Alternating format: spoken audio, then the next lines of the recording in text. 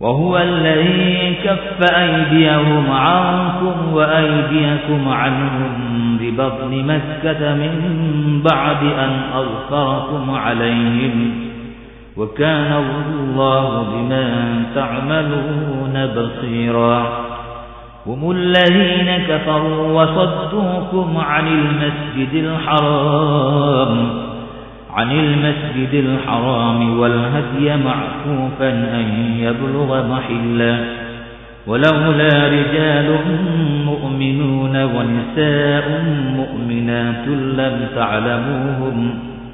لم تعلموهم أن تطؤوهم فتصيبكم منهم معرة بغير علم ليدخل الله في رحمته من يشاء لو تزيلوا لعذبنا الذين كفروا منهم عذابا أليما إذ جعل الذين كفروا في قلوبهم الحمية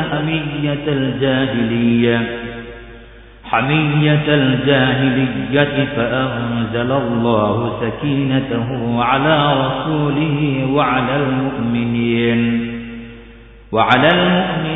وألزمهم كلمة التقوى وكانوا أحق بها وأهلها وكان الله بكل شيء عليما لقد صدق الله رسوله الرؤيا بالحق لتدخلن المسجد الحرام إن شاء الله آمنين محلقين رؤوسكم ومقصرين لا تخافون فعلم ما لم تعلموا فجعل من دون ذلك فتحا قريبا هو الذي أرسل رسوله بالهدى ودين الحق ليظهره على الدين كله وكفى بالله شهيدا তিনি মক্কা শহরে তাদের হাত তোমাদের থেকে এবং তোমাদের হাত তাদের থেকে নিবারিত করেছেন তাদের উপর তোমাদেরকে বিজয়ী করার পর তোমরা যা কিছু করো আল্লাহ তা দেখেন তারাই তো কুফরি করেছে এবং বাধা দিয়েছে তোমাদেরকে মসজিদে হারাম থেকে এবং অবস্থানরত কুরবানির জন্তুদেরকে যথাস্থানে পৌঁছতে যদি মক্কায় কিছু সংখ্যক ঈমানদার পুরুষ ও ঈমানদার নারী না থাকত যাদেরকে তোমরা জানতে না অর্থাৎ তাদের পিষ্ট হয়ে যাওয়ার আশঙ্কা না থাকত অতঃপর তাদের কারণে তোমরা অজ্ঞাত সারে ক্ষতিগ্রস্ত হতে তবে সব কিছু চুকিয়ে দেয়া হতো কিন্তু এ কারণে চুকানো হয়নি যাতে আল্লাহ তাআলা যাকে ইচ্ছা স্বীয় রহমতে দাখিল করে নেন যদি তারা সরে যেত তবে আমি অবশ্যই তাদের মধ্যে যারা কাফের তাদেরকে যন্ত্রণাদায়ক শাস্তি দিতাম কেননা কাফেররা তাদের অন্তরে মূর্খতা যুগের জেদ পোষণ করত অতঃপর আল্লাহ তার রাসূল ও মুমিনদের উপর স্বীয় প্রশান্তি নাজিল করলেন এবং তাদের জন্য সংযমের দায়িত্ব অপরিহার্য করে দিলেন বস্তুত তারাই ছিল এর অধিকতর যোগ্য ও উপযুক্ত আল্লাহ সর্ববিষয়ে সম্যক পরিজ্ঞাত আল্লাহ তার রাসূলকে সত্য স্বপ্ন দেখিয়েছেন আল্লাহ চাহেন তো তোমরা অবশ্যই মসজিদে হারামে প্রবেশ করবে নিরাপদে মস্তক মুণ্ডিত অবস্থায় এবং কেশ কর্তিত অবস্থায় তোমরা কাউকে ভয় করবে না অতঃপর তিনি জানেন যা তোমরা জানো না এছাড়াও তিনি দিয়েছেন তোমাদেরকে একটি আসন্ন বিজয় তিনি তার রাসূলকে হিদায়াত ও সত্য ধর্মসহ প্রেরণ করেছেন যাতে একে অন্য সমস্ত ধর্মের উপর জয়যুক্ত করেন সত্য প্রতিষ্ঠাতা রূপে আল্লাহই যথেষ্ট মুহাম্মাদুর রাসূলুল্লাহ والذين معه أشداء على الكفار رحماء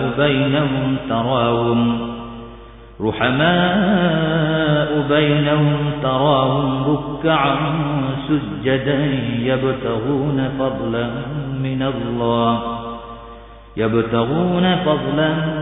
الله ورضوانا سيماهم في وجوههم من أثر السجود ذلك مثلهم في التوراة ومثلهم في الإنجيل كزرع أخرج شطأه فآزره فاستغلظ فاستوى على سوقه يعجب الزراع ليغيظ بهم الكفار وعد الله الذين آمنوا وعملوا الصالحات منهم مغفرة وأجرا عظيما মুহাম্মদ আল্লাহর রাসূল এবং তার সহচরগণ কাফিরদের প্রতি কঠোর, নিজেদের মধ্যে পরস্পর সহানুভূতিশীল। আল্লাহর অনুগ্রহ ও সন্তুষ্টি কামনায় আপনি তাদেরকে রুকু ও সিজদারত দেখবেন। তাদের মুখমণ্ডলে রয়েছে সিজদার চিহ্ন। তওরাতে তাদের অবস্থা এরূপ এবং ইনজিলে তাদের অবস্থা যেমন একটি চারা গাছ যা থেকে নির্গত হয় কিশলয়, অতঃপর তা শক্ত ও মজবুত হয় এবং কাণ্ডের উপর দাঁড়ায় দৃঢ়ভাবে, চাষিকে আনন্দে অভিভূত করে, যাতে আল্লাহ তাদের দ্বারা কাফিরদের অন্তর্জালা সৃষ্টি করেন। তাদের মধ্যে যারা বিশ্বাস স্থাপন করে এবং সৎকর্ম করে আল্লাহ তাদেরকে ক্ষমা ও মহা পুরস্কারের ওয়াদা দিয়েছেন। শুরু হচ্ছে সূরা আল হুজুরাত। বিসমিল্লাহির রহমানির রহিম। ইয়া আইয়ুহাল্লাযীনা আমানু লা তুকদ্দিমু বাইনা ইয়াদাইল্লাহি ওয়া রাসূলিহি لا تقدموا بين يدي الله ورسوله واتقوا الله إن الله سميع عليم يا أيها الذين آمنوا لا ترفعوا أصواتكم فوق صوت النبي ولا تجهروا له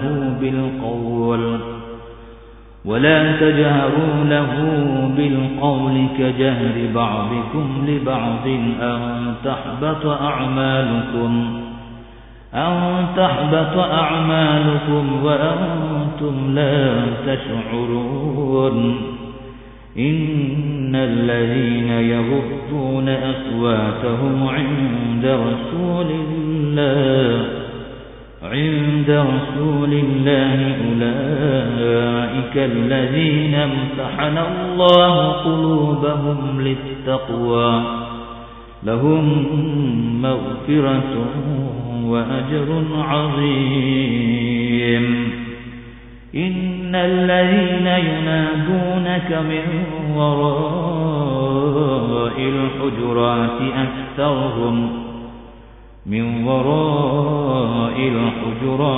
أكثرهم لا يعقلون পরম করুণাময় ও অসীম দয়ালু আল্লাহর নামে শুরু করছি। হে মুমিনগণ, তোমরা আল্লাহ ও রাসূলের সামনে অগ্রবর্তী হইও না এবং আল্লাহকে ভয় করো। নিশ্চয় আল্লাহ সব কিছু শুনেন ও সব কিছু জানেন। হে মুমিনগণ, তোমরা নবীর কণ্ঠস্বরের উপর তোমাদের কণ্ঠস্বর উঁচু করো না এবং তোমরা একে অপরের সাথে যেরূপ উঁচু স্বরে কথা বলো তার সাথে সেরূপ উঁচু স্বরে কথা বলো না। এতে তোমাদের কর্ম নিষ্ফল হয়ে যাবে এবং তোমরা টেরও পাবে না। যারা আল্লাহ রাসূলের সামনে নিজেদের কণ্ঠস্বর নিচু করে, আল্লাহ তাদের অন্তরকে শিষ্টাচারের জন্য পরিশুদ্ধ করেছেন। তাদের জন্য রয়েছে ক্ষমা ও মহা পুরস্কার।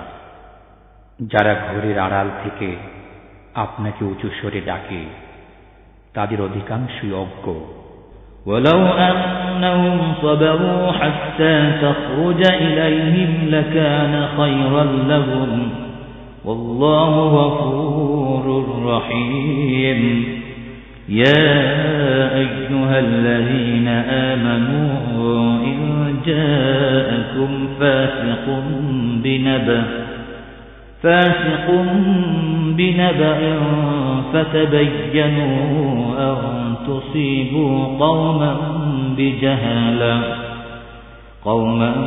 بجهالة فتصبحوا على ما فعلتم نادمين واعلموا أن فيكم رسول الله لو يطيعكم في كثير من الأمر لعنتم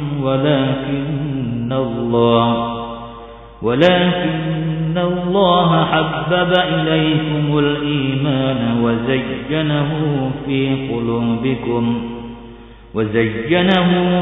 قلوبكم وكره إليكم الكفر والفسوق والعصيان أولئك هم الراشدون فضلا من الله ونعمة والله عليم حكيم وإن طائفتان من المؤمنين اقتتلوا فأصلحوا بينهما فإن بغت إحداهما على الأخرى فقاتلوا التي تبغي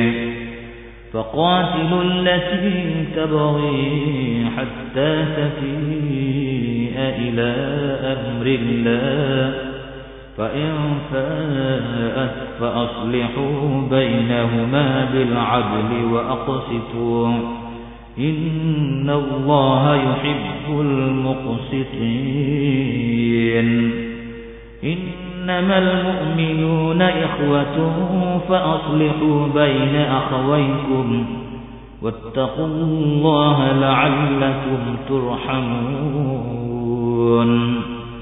يا أيها الذين آمنوا لا يسخر قوم من قوم عسى أن يكونوا خيرا منهم ولا نساء من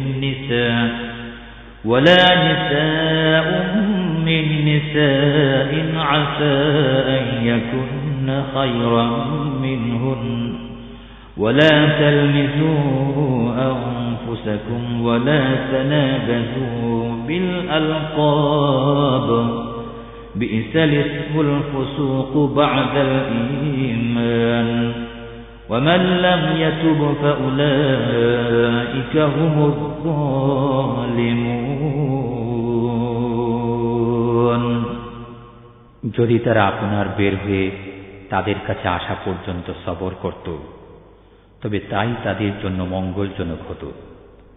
আল্লাহ ক্ষমাশীল, পরম দয়ালু।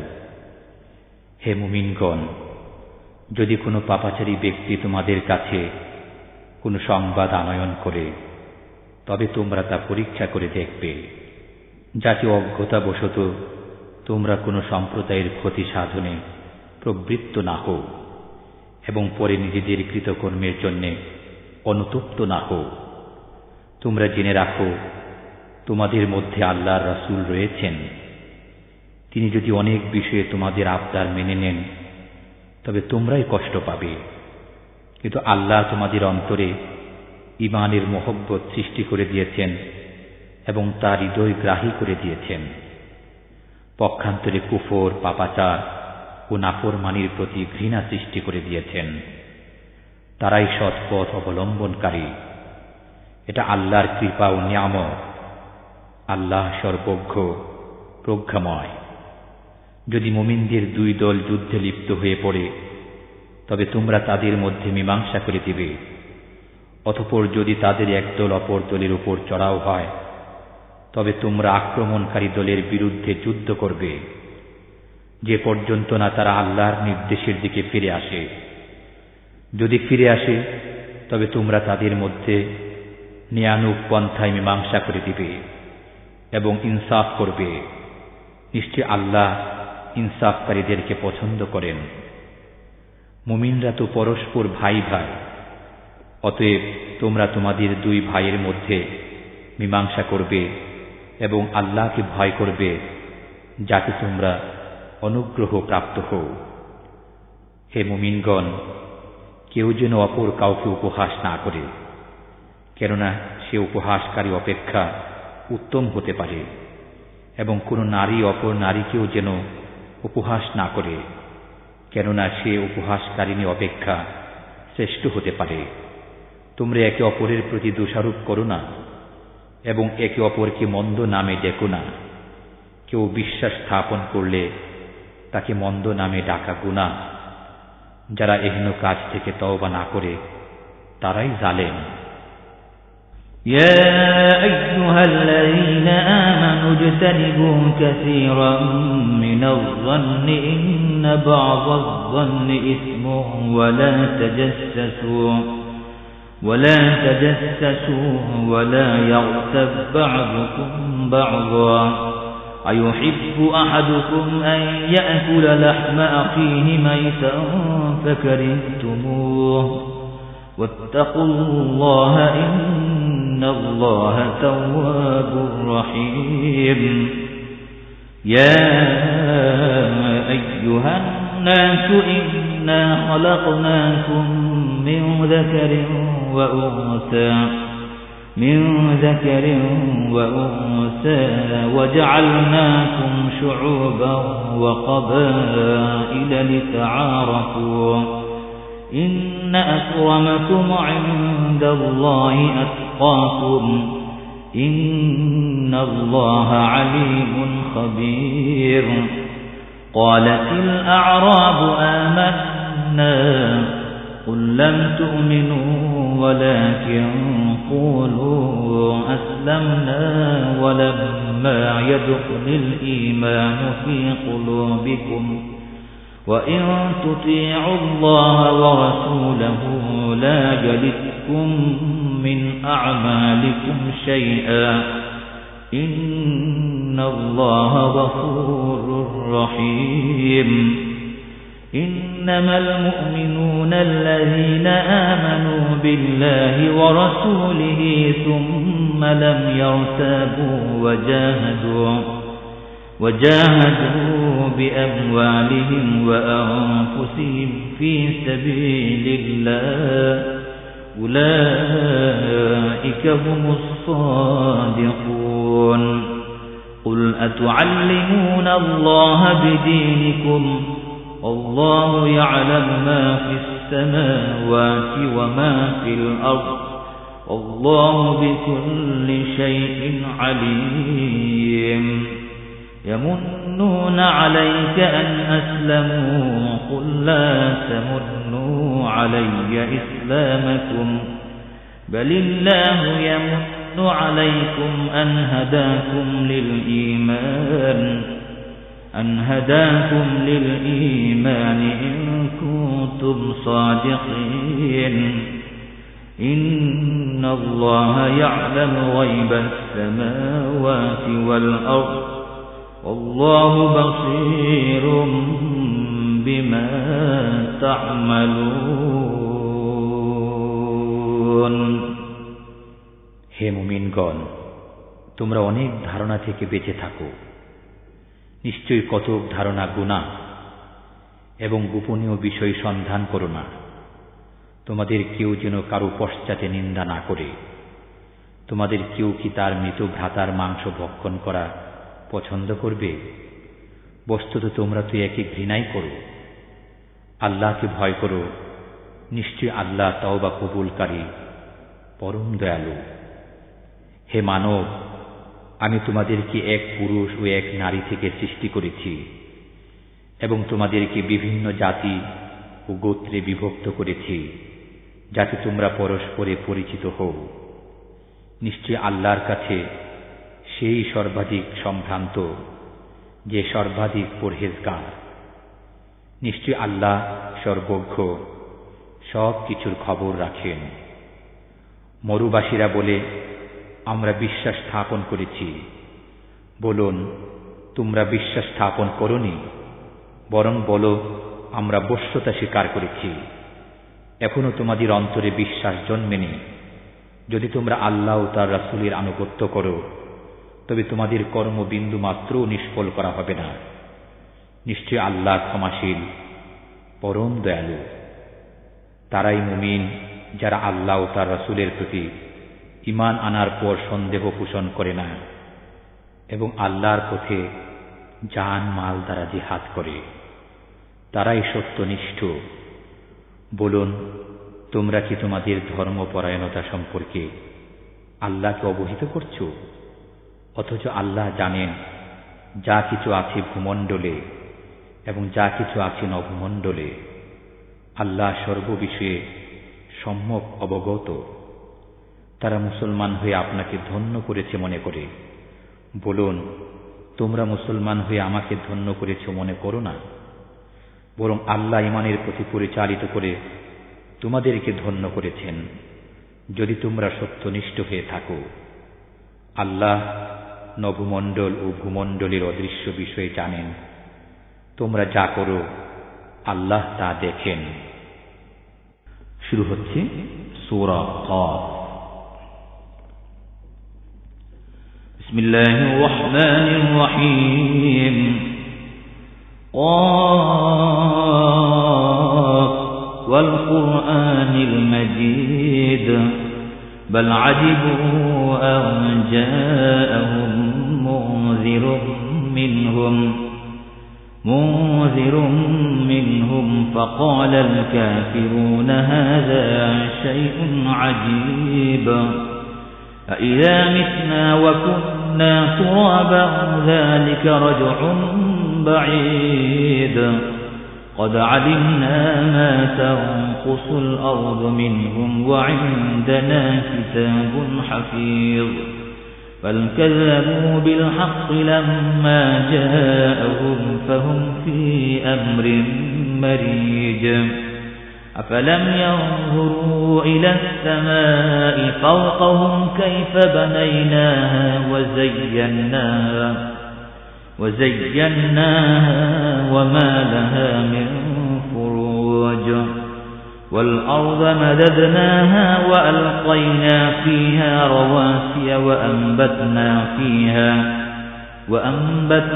فيها من كل زوج بهيج تبصرة وذكرى لكل عبد منيب ونزلنا من السماء ماء مباركا فأنبتنا به جنات وحب الحصيد والنخل باسقات لها طلع نضيد رزقا للعباد وأحيينا به بلدة ميتا كذلك الخروج كذبت قبلهم قوم نوح وأصحاب الرس وثمود وعاد وفرعون وإخوان لوط وأصحاب الأيكة وقوم تبع كل كذب الرسل فحق وعيد أفعينا بالخلق الأول بل هم في لبس من خلق جديد পরম করুণাময় ও অসীম দয়ালু আল্লাহর নামে শুরু করছি। কফ, সম্মানিত কুরআনের শপথ। বরং তারা তাদের মধ্য থেকেই একজন ভয় প্রদর্শনকারী আগমন করেছে দেখে বিস্ময় বোধ করে। অতঃপর কাফেররা বলে, এটা আশ্চর্যের ব্যাপার, আমরা মরে গেলে এবং মৃত্তিকায় পরিণত হয়ে গেলেও কি পুনরুত্থিত হব? এ প্রত্যাবর্তন সুদূর পরাহত। মৃত্তিকা তাদের কতটুকু গ্রাস করবে তা আমার জানা আছে এবং আমার কাছে আছে সংরক্ষিত কিতাব। বরং তাদের কাছে সত্য আগমন করার পর তারা তাকে মিথ্যা বলছে, ফলে তারা সংশয়ে পতিত রয়েছে। তারা কি তাদের উপর স্থিত আকাশের পানে দৃষ্টিপাত করে না আমি কিভাবে তা নির্মাণ করেছি এবং সুশোভিত করেছি, তাতে কোনো ছিদ্রও নেই। আমি ভূমিকে বিস্তৃত করেছি, তাতে পর্বতমালার ভার স্থাপন করেছি এবং তাতে সর্বপ্রকার নয়নাভিরাম উদ্ভিদ উদ্গত করেছি। এটা জ্ঞান আহরণ ও স্মরণ করার মতো ব্যাপার প্রত্যেক অনুরাগী বান্দার জন্যে। আমি আকাশ থেকে কল্যাণময় বৃষ্টি বর্ষণ করি এবং তোর দ্বারা বাগান ও শস্য উদ্গত করি, যেগুলোর ফসল আহরণ করা হয়, এবং লম্বমান খরজুর বৃক্ষ, যাতে আছে গুচ্ছ গুচ্ছ খরজুর, বান্দাদের জীবিকা স্বরূপ। এবং বৃষ্টির দ্বারা আমি মৃত জনপদকে সঞ্জীবিত করি। এমনিভাবে পুনরুত্থান ঘটবে। তাদের পূর্বে মিথ্যাবাদী বলেছে নূহের সম্প্রদায়, কূপবাসীরা এবং সামুদ সম্প্রদায়, আদ, ফিরাউন ও লূতের সম্প্রদায়, বনবাসীরা এবং তুব্বা সম্প্রদায়, প্রত্যেকেই রাসূলগণকে মিথ্যা বলেছে। অতঃপর আমার শাস্তির যোগ্য হয়েছে। আমি কি প্রথমবার সৃষ্টি করে ক্লান্ত হয়ে পড়েছি? বরং তারা নতুন সৃষ্টির ব্যাপারে সন্দেহ পোষণ করছে। وَلَقَدْ خَلَقْنَا الْإِنسَانَ وَنَعْلَمُ مَا تُوَسْوِسُ بِهِ نَفْسُهُ وَنَحْنُ أَقْرَبُ إِلَيْهِ مِنْ حَبْلِ الْوَرِيدِ إِذْ يَتَلَقَّى الْمُتَلَقِّيَانِ عَنِ الْيَمِينِ وَعَنِ الشِّمَالِ قَعِيدٌ مَا يَلْفِظُ مِنْ قَوْلٍ إِلَّا لَدَيْهِ رَقِيبٌ عَتِيدٌ وَجَاءَتْ سَكْرَةُ الْمَوْتِ بِالْحَقِّ ذَلِكَ مَا كُنْتَ مِنْهُ تَحِيدُ وَنُفِخَ فِي الصُّورِ ذَلِكَ يَوْمُ الْوَعِيدِ وَجَاءَتْ كُلُّ نَفْسٍ مَعَهَا سَائِقٌ وَشَهِيدٌ لَقَدْ كُنْتَ فِي غَفْلَةٍ مِنْ هَذَا فَكَشَفْنَا عَنْكَ غِطَاءَكَ فبصرك اليوم حديد وقال قرينه هذا ما لدي عتيد ألقيا في جهنم كل كفار عنيد مناع للخير معتد مريب الذي جعل مع الله إلها آخر فألقياه في العذاب الشديد قال قرينه ربنا ما أطغيته ولكن كان في ضلال بعيد قال لا تختصموا لدي وقد قدمت إليكم بالوعيد ما يبدل القول لدي وما أنا بظلام للعبيد يوم نقول لجهنم هل امتلأت وتقول هل من مزيد وأزلفت الجنة للمتقين غير بعيد هذا ما توعدون لكل أواب حفيظ من خشي الرحمن بالغيب وجاء بقلب منيب ادخلوها بسلام ذلك يوم الخلود আমি মানব সৃষ্টি করেছি এবং তার মন নিভৃতি যে কুচিন্তা করে সে সম্বন্ধীয় আমি অবগত আছি। আমি তার গ্রীবাস্থিত ধমনী থেকেও অধিক নিকটবর্তী। যখন দুই ফেরেশতা ডানে ও বামে বসে তার আমল গ্রহণ করে, সে যে কথায় উচ্চারণ করে তাই গ্রহণ করার জন্য তার কাছে সদা প্রস্তুত প্রহরী রয়েছে। মৃত্যু যন্ত্রণা নিশ্চয়ই আসবে, এ থেকেই তুমি টালবাহানা করতে, এবং সিংহায় ফুৎকার দেয়া হবে। এটা হবে ভয় প্রদর্শনের দিন। প্রত্যেক ব্যক্তি আগমন করবে, তার সাথে থাকবে চালক ও কর্মের সাক্ষী। তুমি তো এই দিন সম্পর্কে উদাসীন ছিলে, এখন তোমার কাছ থেকে যবনিকা সরিয়ে দিয়েছি, ফলে আজ তোমার দৃষ্টি সুতীক্ষ্ণ। তার সঙ্গী ফেরেশতা বলবে, আমার কাছে যে আমলনামা ছিল তা এই, তোমরা উভয়ই নিক্ষেপ করো জাহান্নামে, প্রত্যেক অকৃতজ্ঞ বিরুদ্ধবাদীকে, যে বাধা দিত মঙ্গলজনক কাজে, এবং জাহান্নামে নিক্ষেপ করো সীমালঙ্ঘনকারী সন্দেহ পোষণকারীকে। যে ব্যক্তি আল্লাহর সাথে অন্য উপাস্য গ্রহণ করত, তাকে তোমরা কঠিন শাস্তিতে নিক্ষেপ করো। তার সঙ্গে শয়তান বলবে, হে আমাদের পালনকর্তা, আমি তাকে অবাধ্যতায় লিপ্ত করিনি, বস্তুত সে নিজেই ছিল সুদূর পথভ্রান্তিতে লিপ্ত। আল্লাহ বলবেন, আমার সামনে বাকবিতণ্ডা করো না, আমি তো পূর্বেই তোমাদেরকে আযাব দ্বারা ভয় প্রদর্শন করেছিলাম।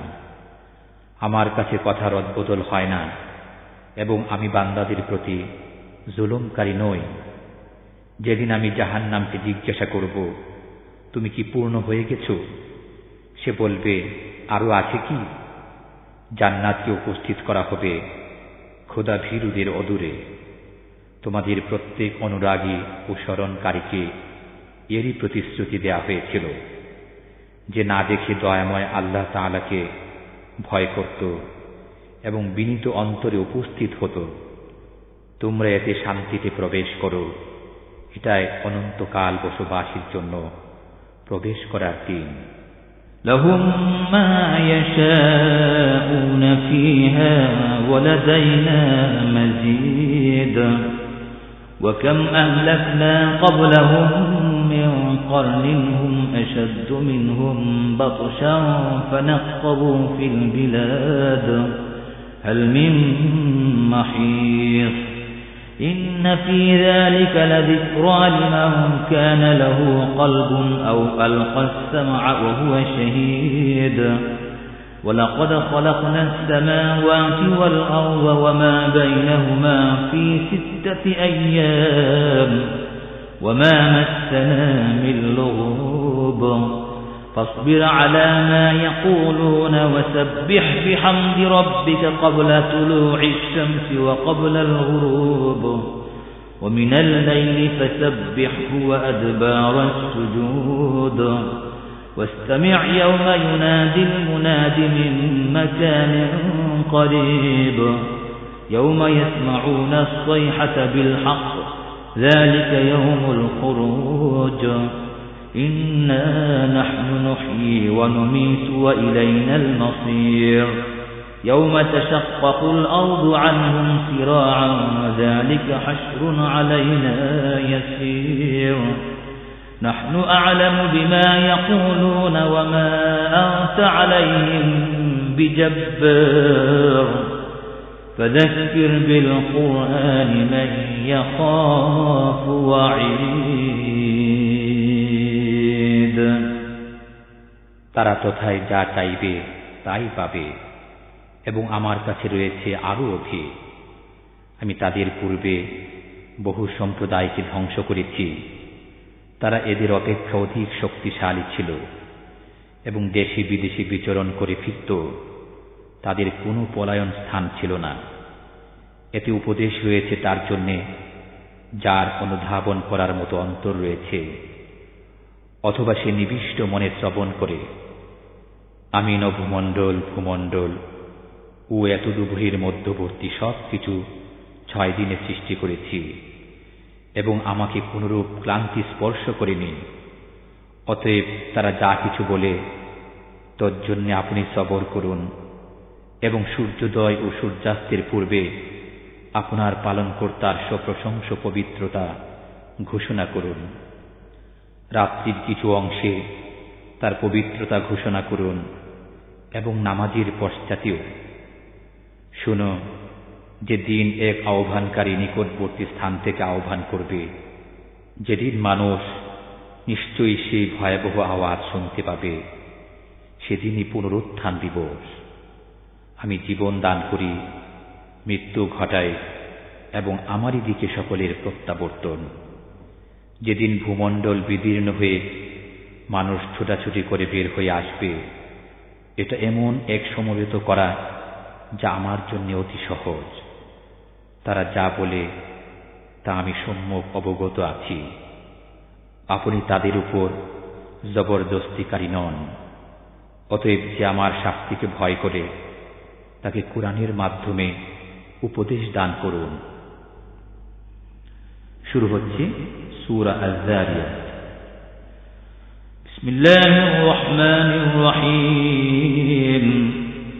والذاريات ذروا فالحاملات ذكرا فالجاريات يسرا فالمقسمات أمرا إنما توعدون لصادق وإن الدين لواقع والسماء ذات الحبك إنكم لفي قول مختلف يؤفك عنه من أفك قتل الخراصون الذين هم في غمرة ساهون يسألون أيان يوم الدين يوم هم على النار يفتنون ذوقوا فتنتكم هذا الذي كنتم به تستعجلون إن المتقين في جنات وعيون آخذين ما